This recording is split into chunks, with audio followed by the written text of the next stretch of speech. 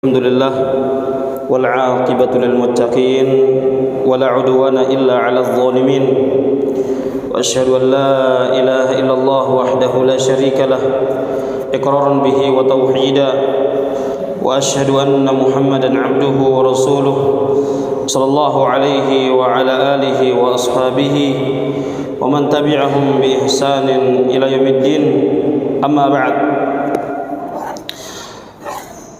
Kaum muslimin dan muslimat yang dimuliakan oleh Allah Subhanahu wa taala. Kita senantiasa memuji Allah Subhanahu wa taala dan juga senantiasa bersyukur atas nikmat demi nikmat yang Allah Subhanahu wa taala berikan kepada kita semua.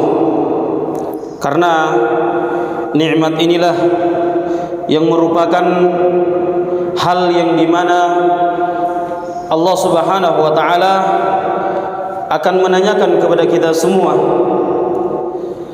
Oleh karenanya Allah Subhanahu wa ta'ala berfirman dalam surah At-Takatsur, A'udzu billahi minasyaitonir rajim, "Tsumma latus'alunna yawma idzin 'anil na'im." Kemudian kalian, wahai hamba Allah Subhanahu wa ta'ala, akan betul-betul ditanya tentang semua kenikmatan. Jadi kenikmatan apa saja Allah Subhanahu wa ta'ala pasti akan menanyakan hal tersebut. Maka dari itu, jamaah yang dimuliakan oleh Allah Subhanahu wa ta'ala, hendaklah kita semua memperhatikan nikmat-nikmat ini agar kita tidak termasuk hamba-hamba yang kufur kepada Allah Subhanahu wa ta'ala. Karena setiap ibadah yang kita kerjakan itu pasti akan kembali kepada kita semua sebagai bentuk perbekalan menuju kehidupan akhirat. Setelah apa yang kita bahas beberapa pekan yang lalu tentang kematian sebagai pengingat untuk kita semua, oleh karenanya kita akan membahas lanjutan dari pembahasan ini, yaitu bekal-bekal menuju kehidupan akhirat. Karena ini merupakan keyakinan kita sebagai umat Islam, ada di sana hari akhirat. Bahkan kalau kita ingin mempelajari Al-Quran, mentadabburi Al-Quran, kita akan mendapati sangat banyak dari penamaan-penamaan yang Allah Subhanahu wa ta'ala sebutkan dalam Al-Quran. Di antaranya di juz 30, Al-Qari'ah, hari kiamat. Mal-Qari'ah, apa itu hari kiamat? Wa ma adraka mal qari'ah, dan tahukah engkau apakah itu hari kiamat? Allah Subhanahu wa ta'ala mengulang hal ini, mengulang pertanyaan ini, menunjukkan sesuatu yang sangat agung, yang sangat besar, kejadian yang sangat dahsyat, yang dimana patut untuk kita semua merenungi hal tersebut. Karena kita pasti akan berjumpa dengan hari akhirat ini. Tidak ada satupun yang lepas dari hal tersebut. Di surah Al-Waqi'ah juga penamaan untuk hari kiamat. Al-Waqi'ah, idza waqa'atil waqi'ah. Kemudian juga di surah Al-Haqqah. Kemudian juga ketika Allah Subhanahu wa ta'ala menyebutkan di awal dari surah Al-Anbiya, iqtaraba lin-nasi hisabuhum.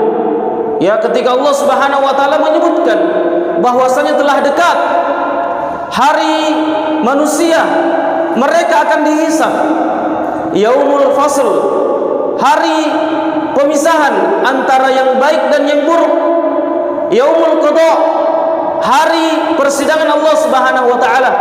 Yaumul mizan, hari penimbangan amalan-amalan kebaikan dan kejelekan hamba. Maka dari ini peringatan-peringatan Allah Subhanahu wa ta'ala. Fadzakir fa inna dzikra mukminin, maka berilah peringatan, berilah nasihat berupa wejangan-wejangan, karena ini hanya bermanfaat bagi orang-orang yang beriman. Oleh karenanya hari akhirat dimasukkan dalam rukun iman yang kelima dari 6 rukun iman. Maka setiap orang yang mempelajari keyakinan Islam yang benar dan akidah ahli sunnati wal jamaah, maka dia tidak akan pernah luput dari membahas rukun iman yang 6 ini. Karena setiap pondasi agama kita berputar atau berporos di atas rukun iman yang 6 ini. Tidak dikatakan sempurna keimanan seorang hamba sampai dia mempelajari apa itu keimanan kepada Allah Subhanahu wa taala, keimanan kepada para malaikat, keimanan kepada kitab-kitab Allah Subhanahu wa taala, para nabi dan para rasul, dan ini keimanan kepada hari akhirat. Dan yang terakhir, takdir baik dan takdir buruk. Maka tanyakan kepada kita semua, sudah berapa buku-buku, kitab-kitab yang dikarang oleh para pembesar dari kalangan ahli ilmu, orang-orang yang berilmu, dari ulama Islam.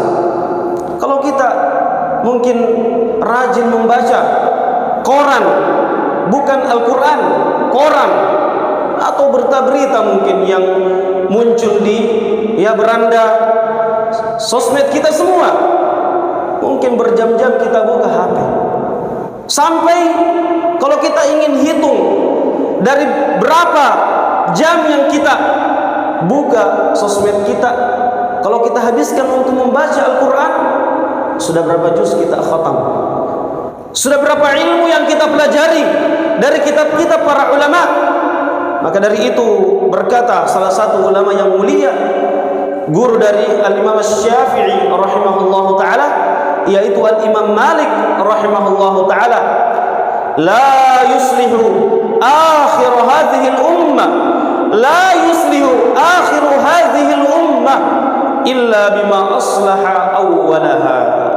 Tidak akan baik perkara urusan dari akhir umat ini kecuali apa yang membuat urusan pertama, urusan yang pertama kali dari umat Islam ini, apa yang membuat dia baik, maka itulah yang membuat akhir umat ini menjadi baik.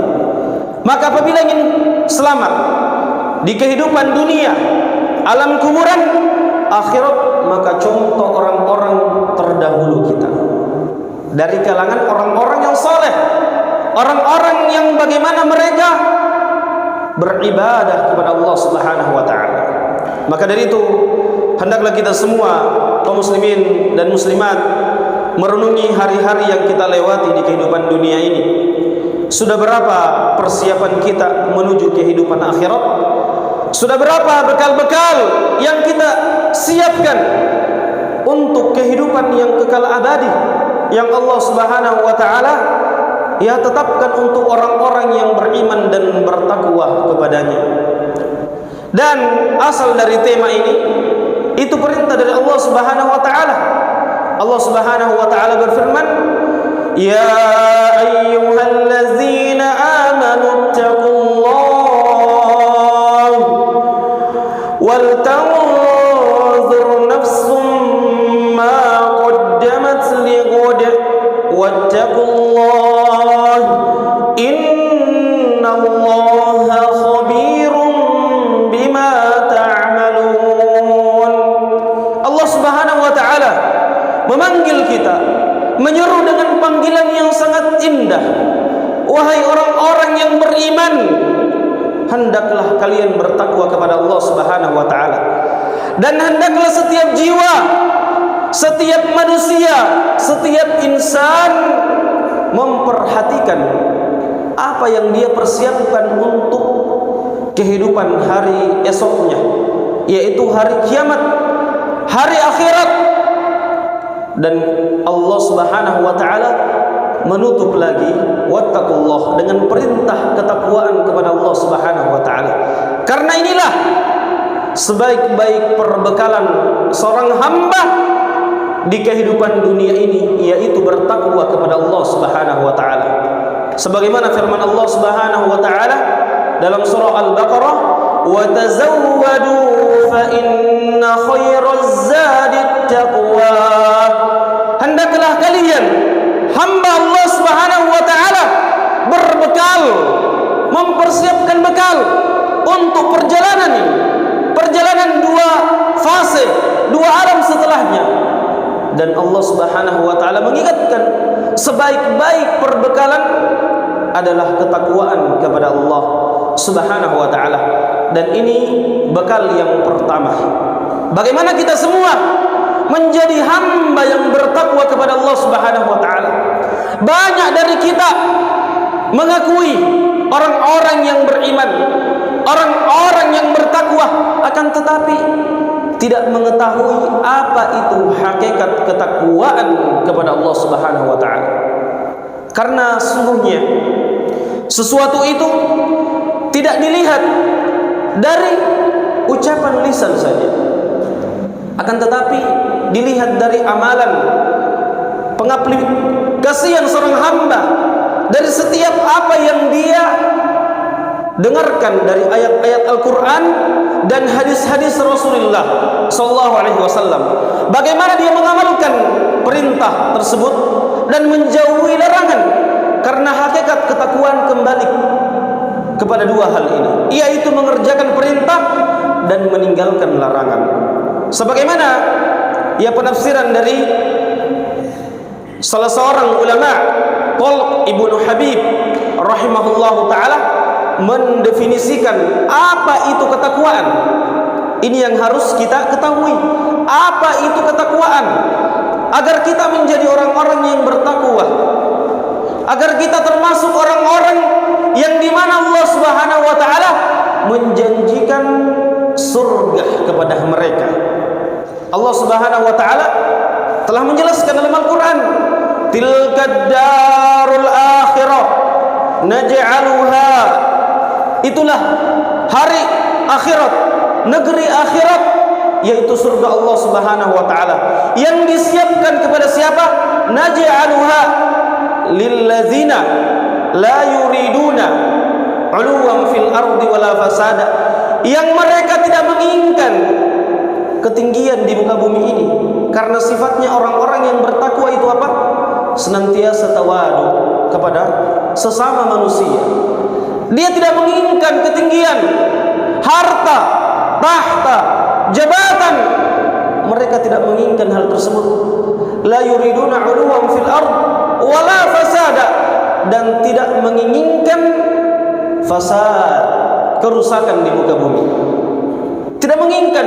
Ini sifat orang-orang yang bertakwa.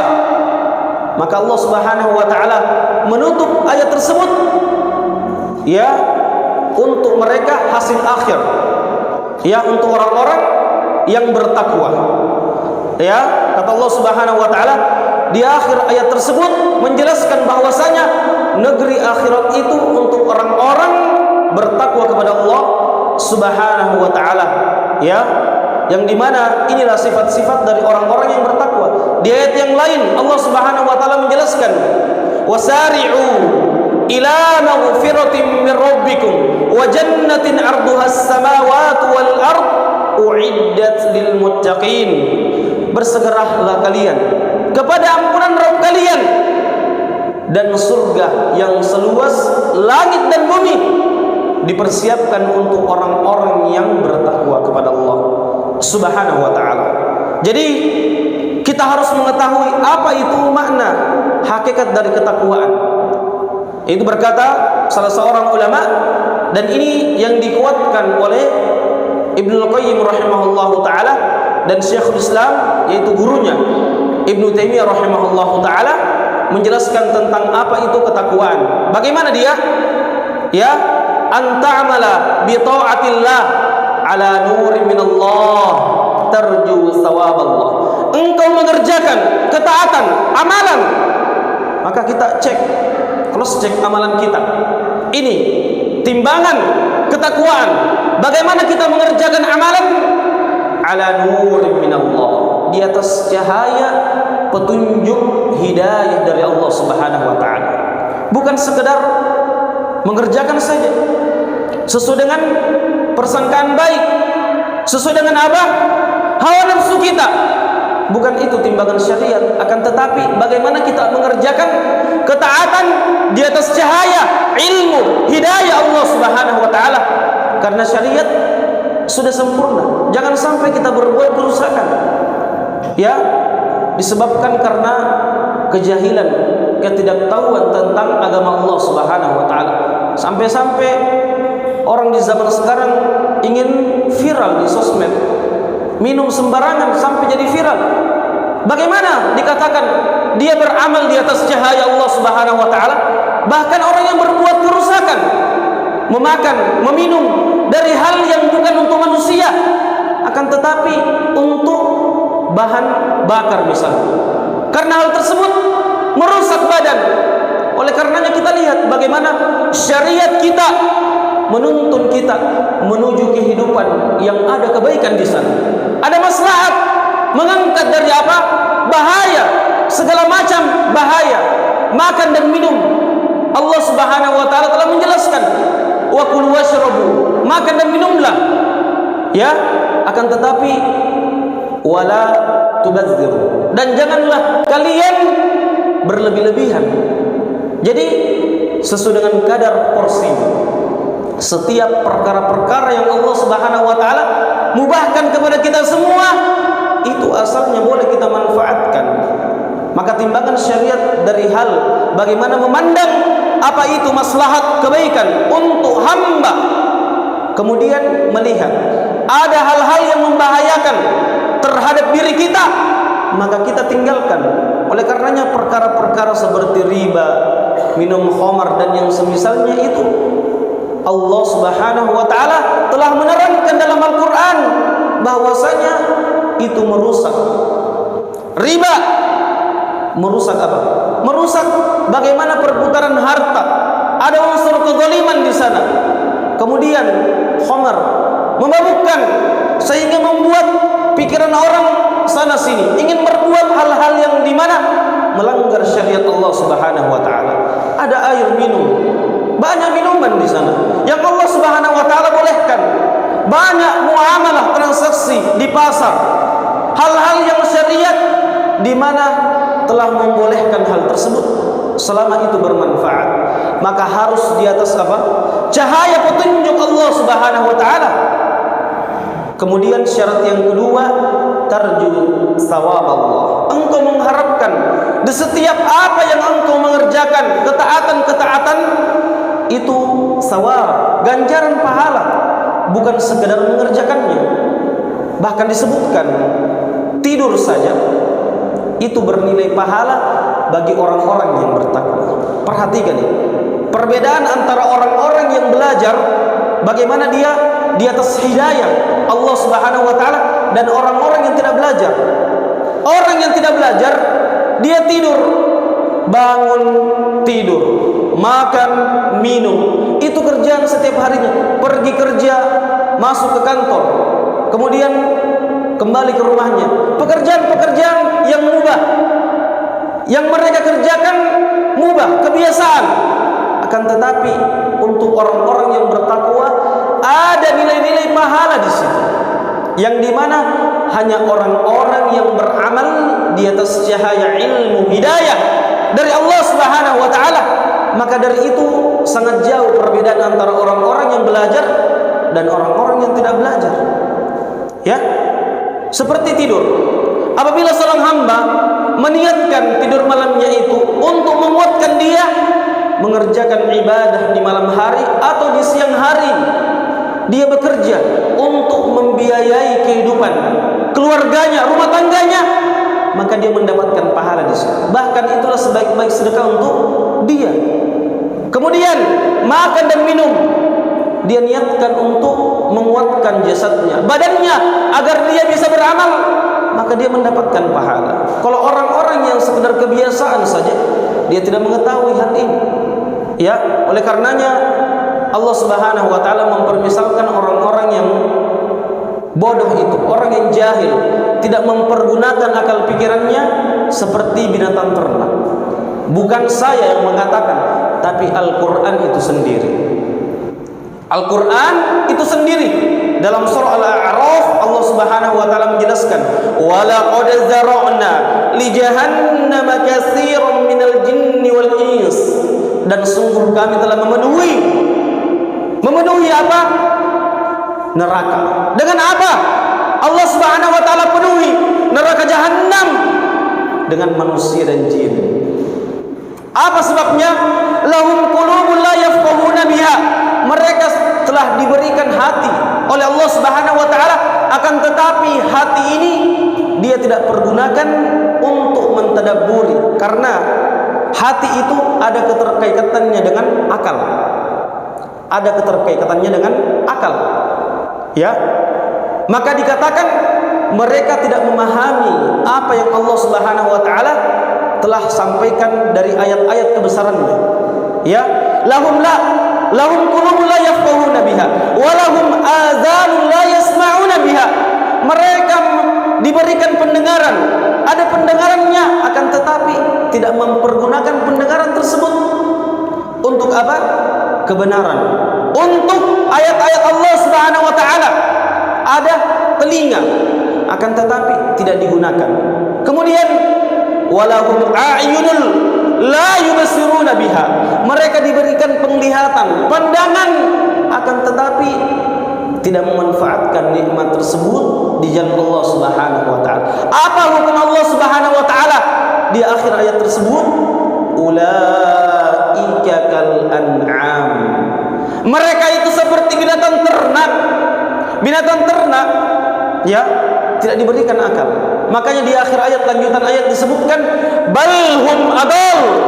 Bahkan mereka itu lebih sesat, lebih tersesat mereka. Karena kenapa? Binatang ternak diberikan penglihatan sama dengan manusia, diberikan pendengaran sama dengan manusia. Satu yang membedakan apa? Diberikan hati atau akal. Binatang ternak tidak diberikan. Ya, ini perbedaannya. Akan tetapi manusia tidak memanfaatkannya di jalan Allah Subhanahu wa taala, maka dia lebih sesat daripada binatang ternak. Inilah di antara nikmat Allah Subhanahu wa taala. Siapa yang menggunakannya di jalan ilmu, hidayah Allah Subhanahu wa taala, maka itulah orang-orang yang bertakwa. Bagaimana dia mengharapkan dengan nikmat tersebut untuk dimasukkan ke dalam surga Allah Subhanahu wa taala. Ini rukun takwa yang pertama, atau potongan dari apa itu takwa. Karena ini berkaitan dengan amalan, perintah. Ada potongan kedua, antatrukal ma'asi ala nurin minallah. Engkau meninggalkan maksiat di atas cahaya Allah juga. Harus di atas ilmu semuanya. Tidak sembarang kita tinggalkan sesuatu, tapi harus di atas ilmu juga. Apa yang kedua disebutkan setelah potongan ini? Takhafu iqaballah. Karena kenapa engkau meninggalkan maksiat? Karena engkau khawatir azab Allah Subhanahu wa taala, siksaan Allah Subhanahu wa taala. Maka ibadah dibangun di atas dua pondasi ini. Apa itu? Rasa harap dan rasa takut. Pondasi tertingginya adalah cinta kepada Allah Subhanahu wa taala. Karena tiga rukun ibadah yaitu cinta, rasa harap dan rasa takut. Ibnu Qayyim rahimahullahu taala mempermisalkan rukun ibadah ini seperti burung. Seperti burung, kepalanya itu adalah kecintaan. Adapun harapan dan rasa takut adalah dua sayap. Maka siapa yang mengumpulkan tiga hal ini dalam perjalanannya menuju kehidupan akhirat, maka inilah orang-orang yang bertakwa kepada Allah Subhanahu wa taala. Setiap hal, cinta dan bencinya karena Allah Subhanahu wa taala, perjumpaan dan perpisahannya karena Allah Subhanahu wa taala. Di setiap aspek kehidupan dia, semuanya dipenuhi di atas tiga pondasi ini. Maka ini sifat orang-orang yang bertakwa yang paling jelas. Karena dengan tiga hal ini, karena pondasinya ini kembali kepada amalan hati, makanya orang-orang yang beriman itu lebih tinggi tingkatannya daripada orang-orang yang berislam. Karena orang-orang yang beriman sudah pasti berislam. Kebanyakannya kembali kepada perkara hati yang berkaitan dengan keimanan. Karena kenapa? Pondasi dari setiap amalan-amalan anggota badan itu kembalinya dengan hati, berdasarkan sabda Nabi kita, Nabi Muhammad sallallahu alaihi wasallam, "Ala inna fil jasadi mudghah." Ketahuilah bahwasanya ada di dalam jasad ini mudghah, segumpal daging. Idza salahat salahal jasadu kullu. Apabila segumpal daging tersebut bagus, baik, maka anggota badan juga ikut baik. Wa idza fasadat fasadal jasadu kullu. Apabila rusak segumpal daging tersebut, maka rusak pula apa? Anggota badan kita. Ala wa hiya al-qalb. Ketahuilah bahwasanya itu adalah hati. Karena hati ini yang membuat cerminan untuk anggota badan kita. Maka dari itu ada orang yang tidak berhijab, ada orang yang tidak mengerjakan, tidak mengamalkan amalan-amalan syariat Allah Subhanahu wa taala, terus dia mengatakan hatinya baik, menyelisihi dari apa? Hadis ini. Karena dilihat kalau sudah meninggalkan perintah Allah Subhanahu wa taala, mengerjakan larangan Allah Subhanahu wa taala, sudah pasti hatinya rusak. Maka orang-orang yang mengatakan bahwasanya terputus dari dia kewajiban ibadah, kewajiban syariat, maka ini orang-orang yang rusak hatinya. Seakan-akan menganggap dirinya lebih baik dari Rasulullah sallallahu alaihi wasallam, manusia yang terbaik. Nabi Muhammad sallallahu alaihi wasallam manusia yang paling terbaik, sepakat. Manusia yang termulia, sepakat. Beribadah sampai meninggal dunia, bahkan salat malam sampai kakinya terpecah-pecah, bengkak-bengkak kaki beliau, Nabi kita Nabi Muhammad sallallahu alaihi wasallam. Terus ada orang yang mengatakan kewajiban syariat sudah terputus dari dia. La haula wala quwata illa billah. Di mana kita dibandingkan Rasulullah sallallahu alaihi wasallam? Katanya pengikut Rasulullah sallallahu alaihi wasallam mencintai Allah Subhanahu wa taala. Bukankah ini cinta yang dusta? Allah Subhanahu wa taala berfirman dalam Al-Qur'an, "Qul in kuntum tuhibbunallah." Katakanlah, apabila kalian cinta kepada Allah Subhanahu wa taala, fattabi'uni yuhibbukumullah. Maka ikutilah aku, niscaya Allah Subhanahu wa taala akan mencintai kalian. Jadi hakikat seorang itu mendapatkan cinta kepada Allah Subhanahu wa taala adalah dengan mengikuti tuntunan petunjuk Rasulullah sallallahu alaihi wasallam, dan bukanlah hakikat yang menjadi patokan itu bagaimana seorang mengaku cinta kepada sesuatu sedangkan sesuatu ini tidak cinta kepada dia. Kita mengaku cinta kepada Allah Subhanahu wa taala, cinta kepada Rasulullah. Kenapa kita mendahulukan perkara-perkara yang di mana hal tersebut bukan bagian dari perintah Allah dan Rasulnya? Maka dari itu dipertanyakan kecintaan tersebut. Maka ini yang pertama dari bekal-bekal menuju kehidupan akhirat, bagaimana seorang itu bertakwa kepada Allah Subhanahu wa taala. Dan kita sudah menyebutkan apa hakikat dari ketakwaan kepada Allah Subhanahu wa taala. Kemudian yang kedua, bagaimana dia menggabungkan antara sabar dan syukur. Ya, karena kata sahabat yang mulia Abdullah Ibnu Mas'ud radhiyallahu anhu, al-iman nisfan. Iman itu ada dua potongan, ada dua bagian. Nisfuhu asyukur. Potongan yang pertama adalah kesyukuran. Wa nisfuhu as-sabr. Dan potongan sebagiannya lagi adalah kesabaran. Jadi hidup orang-orang yang beriman, bertakwa kepada Allah Subhanahu wa taala tidak lepas dari dua hal ini. Tidak lepas dari dua hal ini. Dan kesyukuran itu kembalinya kepada mengerjakan perintah, sedangkan kesabaran meninggalkan larangan. Walaupun kita memahami bahwasanya sabar itu ada tiga.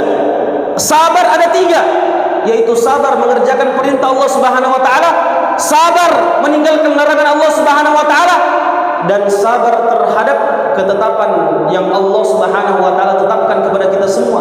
Baik apa yang kita sukai, senangi ataupun kita benci, kita sabar di atas hal tersebut. Akan tetapi di sini yang ingin dikatakan oleh Abdullah Ibnu Mas'ud radhiyallahu taala anhu, keimanan kembali kepada dua bagian.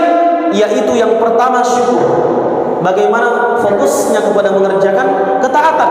Karena seorang dikatakan hamba yang bersyukur kepada Allah, bagaimana dia mempergunakan nikmat-nikmat tersebut. Semakin bertambah ketaatannya kepada Allah Subhanahu wa taala, salat sunnahnya dia semakin perbanyak, sedekah-sedekahnya selain dari zakat kewajiban dia tambah banyak, puasa-puasanya. Ini semua hakikat dari kesyukuran. Mana dalilnya? Ketika Nabi Muhammad sallallahu alaihi wasallam ditanya oleh istrinya Aisyah radhiyallahu taala anha, "Ya Rasulullah, engkau ini sudah diampuni dosa engkau yang telah berlalu dan akan datang, sudah dijamin surga lagi, manusia yang paling termulia, sayyidul anbiya war rusul, pimpinan para nabi dan para rasul, manusia-manusia yang terbaik, tidak akan dibuka pintu surga kecuali dengan beliau yang menutup sendiri." Sudah dijamin semua hal-hal tersebut, ya. Akan tetapi ketika ditanya oleh Aisyah, "Wahai ya Rasulullah, kenapa engkau salat qiyamul lail sampai kaki engkau terpecah-pecah, bengkak-bengkak?" Apa jawaban Nabi kita Nabi Muhammad sallallahu alaihi wasallam di sini mengajarkan kepada kita semua, "Afala akuna 'abdan syakura?" Tidakkah aku menjadi hamba yang bersyukur kepada Allah Subhanahu wa taala? Oleh karenanya orang-orang yang beriman, orang-orang yang bertakwa, semakin bertambah kesyukurannya kepada Allah Subhanahu wa taala, semakin bertambah ketaatannya kepada Allah Subhanahu wa taala, bukan semakin turun. Di bulan Ramadan sifat orang-orang yang berpuasa itu kembalinya la'allakum tattaqun, agar kalian bertakwa kepada Allah Subhanahu wa taala. Di luar Ramadan istiqomah atau semakin bertambah? Istiqomah atau semakin bertambah? Ini sifat dari orang-orang yang bersyukur. Ini kaidah dalam syariat kita. Bagaimana seorang dikatakan hamba yang bersyukur, itu semakin bertambah ketaatannya kepada Allah Subhanahu wa taala, bukan semakin berkurang. Kemudian ada sabar di sana. Pintu ketaatan yang lain, walaupun kita sudah sebutkan, sabar kembali kepada 3 hal, yaitu apa? Mengerjakan perintah, meninggalkan larangan, atau apa? Bersabar di atas musibah, takdir ketetapan Allah Subhanahu wa taala, baik apa yang kita senangi, sukai, ataupun yang kita benci. Karena orang-orang yang beriman itu ada keimanan yang keenam. Bagaimana dia apa? Beriman kepada takdir yang baik dan yang buruk. Tapi ini di kacamata mereka. Di kacamata Allah Subhanahu wa taala semuanya baik. Karena itu perbuatan Allah Subhanahu wa taala. Adapun hamba terkadang baik, terkadang buruk. Contohnya saja, ada orang sakit, minum obat yang pahit sekali. Dia benci atau tidak? Benci. Akan tetapi itu kebaikan untuk dia. Kenapa dia minum? Karena itu kebaikan untuk dia, padahal dia benci. Pahit rasanya obat. Itu contoh untuk akal kita. Apalagi kembali kepada perbuatan Allah Subhanahu wa taala. Semua ada hikmahnya. Allah Subhanahu wa taala tidak ditanya apa yang beliau lakukan, apa yang Allah Subhanahu wa taala lakukan, akan tetapi kitalah yang ditanya nanti. Maka dari itu seorang yang beriman kembali kehidupannya di atas fondasi syukur dan sabar. Dan di tengah dari ini ada namanya ridho. Karena orang-orang yang bersyukur sudah pasti ridho kepada Allah Subhanahu wa taala. Ya, contohnya di musibah saja. Kewajiban dalam setiap musibah itu sabar. Hukumnya wajib untuk orang bersabar di setiap musibah. Contohnya kehilangan hal-hal yang dia cintai, kendaraan, ya, berupa motor, mobil, atau hal-hal yang lain, wajib kita sabar. Kapan kita mengatakan Allah tidak adil? Kita sudah berbuat apa? Berbuat sesuatu yang haram. Karena kita sudah apa? Ya, berburuk sangka kepada Allah Subhanahu wa taala. Sabar wajib hukumnya. Orang ridha, dia mengatakan apa? Sudah, ini ketetapan Allah Subhanahu wa taala. Ya. Tapi orang yang syukur, derajatnya lebih tinggi. Apa dia katakan? Alhamdulillah. Ini derajat yang paling susah. Orang yang bersyukur, hilang mobilnya parkir depan masjid, alhamdulillah. Ya, tapi belum sebab juga. Tapi ucapan yang paling pertamanya alhamdulillah. Ya, makanya Nabi SAW yang mengajarkan kepada kita semua, apabila diberikan u'tiya nikmatan, diberikan kenikmatan baginda Nabi kita Nabi Muhammad SAW, apa yang dia ucapkan? Alhamdulillahillazi bi ni'matihi tatimmus shalihat. Segala puji milik Allah Subhanahu wa taala yang dengan nikmat-nikmatnya sempurna segala kebaikan-kebaikan. Ketika diberikan musibah, apa yang Nabi SAW ucapkan? Alhamdulillah. Segala puji milik Allah Subhanahu wa taala. Ini tingkatan yang paling tinggi, tingkatan yang paling susah bagi orang-orang yang bersyukur di saat musibah. Dan ini derajatnya para nabi dan para rasul, diuji oleh Allah Subhanahu wa taala dengan kaumnya yang keras kepala, bahkan diusir dari kampungnya. Itu tingkatan mereka bersyukur kepada Allah Subhanahu wa taala. Bahkan mereka mendoakan ampunan kepada kaumnya. Kalau kita baru sedikit diuji, ya la haula wala quwwata illa billah, masuk pengadilan, masuk ini, kita tidak pernah mungkin doakan semoga Allah Subhanahu wa taala ampuni mereka. Ada kadang masalah di antara person manusia atau antara ya pegiat dakwah, harusnya dia doakan saudaranya. Bagaimana ada ikatan ulfa di situ, kasih sayang, karena ini semua hal-hal yang dimana kita mengetahui bahwasanya semua kembali kepada ketetapan Allah Subhanahu wa taala. Ada satu ayat yang sangat mulia yang dimana kita semua patut untuk merenunginya, mentadabburinya, yaitu di dalam surah Az-Zukhruf ya ayat ke-32. Ketika Allah Subhanahu wa taala menyebutkan di ayat ini, ahum yaqsimuna rahmata rabbik, apakah mereka yang membagi rahmat Rabb, rahmat Allah Subhanahu wa taala, apakah mereka yang bagi rahmat tersebut? Ini pertanyaan untuk mengingkari, karena tidak ada yang mengatur Allah Subhanahu wa taala. Dan ini obat untuk kita di kehidupan dunia, obat dari semua penyakit, penyakit yang ada dalam hati, yang dimana Allah Subhanahu wa taala menuntun kita semua, dan obat untuk semua hal-hal yang dimana di anggota badan kita semua, baik itu dari segi kecantikan, kegantengan, pendek, panjang, putih, hitam. Maka perhatikan ayat ini. Ahum yaqsimuna rahmat rabbik, apakah mereka yang membagi rahmat Allah Subhanahu wa taala? Kemudian Allah Subhanahu wa taala melanjutkan ayatnya, nahnu qasamna bainahum ma'isyatan fil hayatid dunya. Kamilah, kata Allah Subhanahu wa taala, yang membagi di antara mereka semua hamba Allah Subhanahu wa taala ma'isyah, kehidupan di dunia ini. Apa yang mereka sudah ditakdirkan oleh Allah Subhanahu wa taala, itu sudah ketetapan Allah Subhanahu wa taala. Jangan iri, jangan hasad, jangan dengki. Kembalikan kepada hal ini.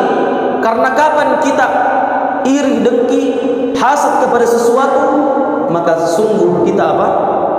Menganggap bahwasanya Allah Subhanahu wa taala tidak maha hadir terhadap apa yang Allah Subhanahu wa taala takdirkan kepada kita semua. Kemudian di ayat setelahnya Allah melanjutkan, wa rafa'na ba'dahum fawqa ba'd, dan kami mengangkat sebagian yang lainnya, mengangkat beberapa derajat atas sebagian yang lainnya. Ada yang kaya, ada yang miskin. Semua hal-hal bisa kita jadikan di sini patokan. Dialah Allah Subhanahu wa taala yang membagikan nikmat tersebut. Bahkan para nabi dan para rasul berbeda-beda tingkatannya, karena Allah Subhanahu wa taala yang sudah menetapkan hal tersebut. Akan tetapi di akhir ayat Allah mengingatkan kepada kita semua bahwasanya timbangan dari kehidupan dunia itu bukan menjadi patokan. Apa timbangan Allah Subhanahu wa taala? Wa rahmatu rabbika khairum mimma yajma'un. Itulah Rabb Allah, Allah Subhanahu wa taala, itulah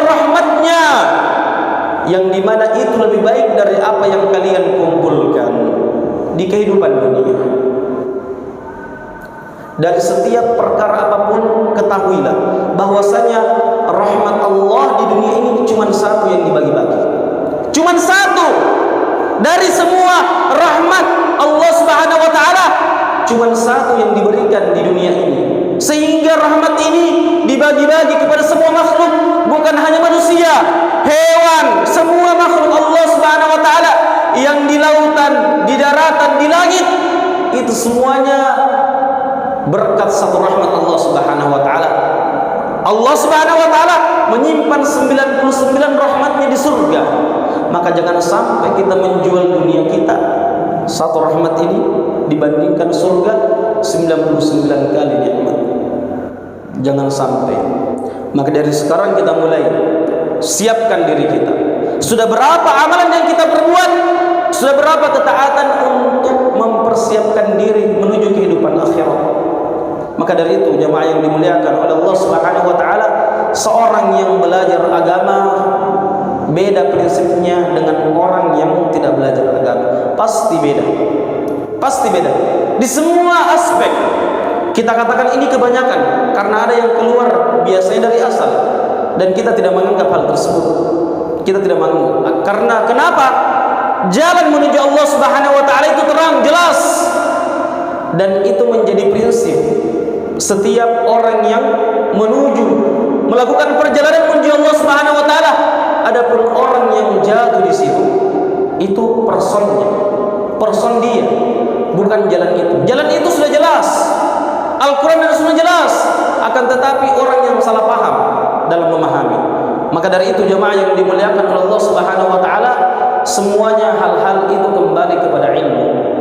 Oleh karena itu disebutkan oleh Ibnu Qayyim rahimahullahu taala bahwasanya al-ilmu sababun likulli fadilah, atau salah satu ulama terdahulu, dan Ibnu Qayyim menukilkan dalam sebagian kitabnya, al-ilmu sababun aw wasilatun likulli fadilah. Ilmu itu ilmu agama, ya, bukan ilmu dunia.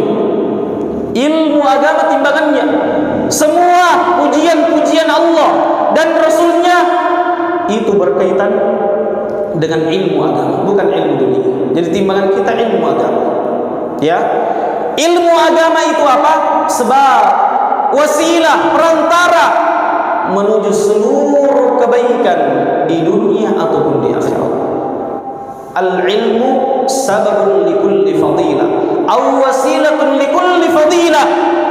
Maka jangan kita malas untuk belajar agama Allah Subhanahu wa taala. Karena ini jalan pintas menuju surga Allah Subhanahu wa taala. Tidak ada jalan yang paling enak dijalani kecuali jalannya orang-orang yang belajar. Dia tidak khawatir, la khaufun 'alaihim wa la hum yahzanun. Tidak ada rasa takut apa yang mereka lewati, apa yang mereka luput dari kehidupan dunia, wala yakhafun, dan mereka tidak takut apa yang mereka akan hadapi di hari akhirat nanti. Karena dia termasuk golongan orang-orang yang dikuatkan. Yusabbitullahu